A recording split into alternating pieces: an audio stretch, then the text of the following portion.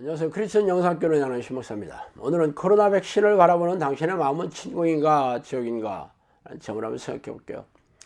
제가 최근 코로나 백신에 대한 성경적인 잣대에 대한 동영상을 유튜브에 올렸더니 많은 이들이 제 주장을 성토하고 비난하고 나섰습니다.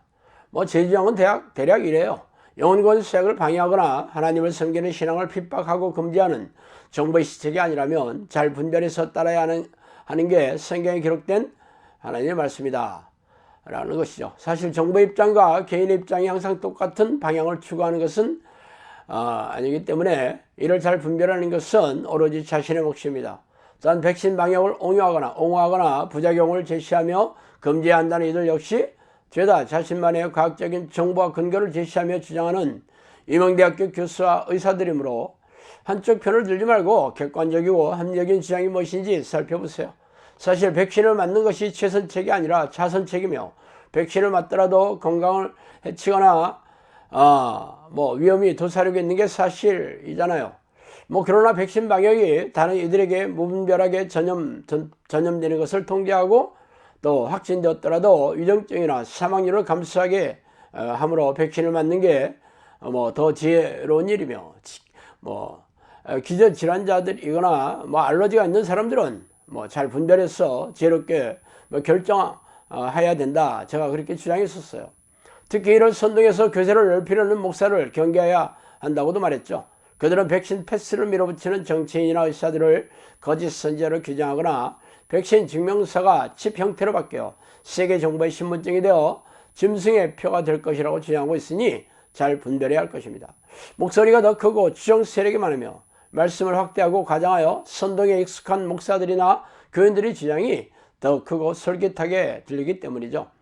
이러한 제 주장이 비성경적이거나 비합리적이거나 비과학적입니까? 물론 사람마다 견해 차이가 있고 주장하는 바가 다를 수 있어요. 그러나 왜 제 주장이 유튜브에서 십자포화를 맞고 있는지 아세요? 그 이유는 유튜브 동영상에서는 저처럼 주장하는 이들이 거의 없기 때문이죠. 그래서 유튜브 동영상에서 오랫동안 심취되어 객관적인 판단력을 잃어버린 사람들은 제 주장에 과격한 분노를 쏟아붓고 있는 중입니다. 그래서 오늘은 그 얘기를 좀 하고 싶습니다.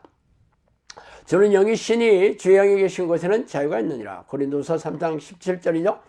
평안을 너에게 주노니 곧 나의 평안을 너에게 주느라. 내가 너에게 주는 것은 세상이 주는 것 같지 아니하느라. 너희는 마음에 근심하지도 말고 두려워하지도 말라. 요한복음 14장 27절입니다. 하나님의 나라를 먹는 것과 마시는 것이 아니요 오직 성령 안에 있는 의와 평강과 희락이니라. 로마서 14장 17절이죠. 자, 오랫동안 교회에서 들어왔듯이 모든 크리스천들의 마음이 하나님의 거주하는 성전이라고 말하고 있습니다. 그래서 당신의 마음의 상태가 성경에서 약속한 말씀대로 유지되고 있습니까? 성경은 당신 안에 성령이 거주하시며 통치하시는 하나님의 나라가 이루어진 증거가 바로 평안함과 자유함과 그리고 기쁨이라고 콕 집어서 말하고 있어요. 그러므로 눈을 감고 조용하게 자신의 마음의 상태를 살펴보세요. 평안과 기쁨과 자유함은 거의 비슷한 감정을 아우르는 말이죠. 그러므로 이런 마음의 상태가 아니라면 그 이유가 무엇이든지 간에 당신의 마음에는 하나님이 거주하고 있지 않다는 증거입니다. 그러나 당신이 자꾸만 코로나 팬데믹을 경험하면서 자신의 마음의 상태는 무엇입니까? 걱정, 염려, 두려움, 불안, 낙심, 회의, 자포자기, 분노, 짜증이 떠나지 않고 있다면 당신은 죄를 밥 먹듯이 짓고 있는 중이에요. 왜냐하면 이런 마음은 하나님을 믿지 못하는 불신앙의 죄이기 때문입니다.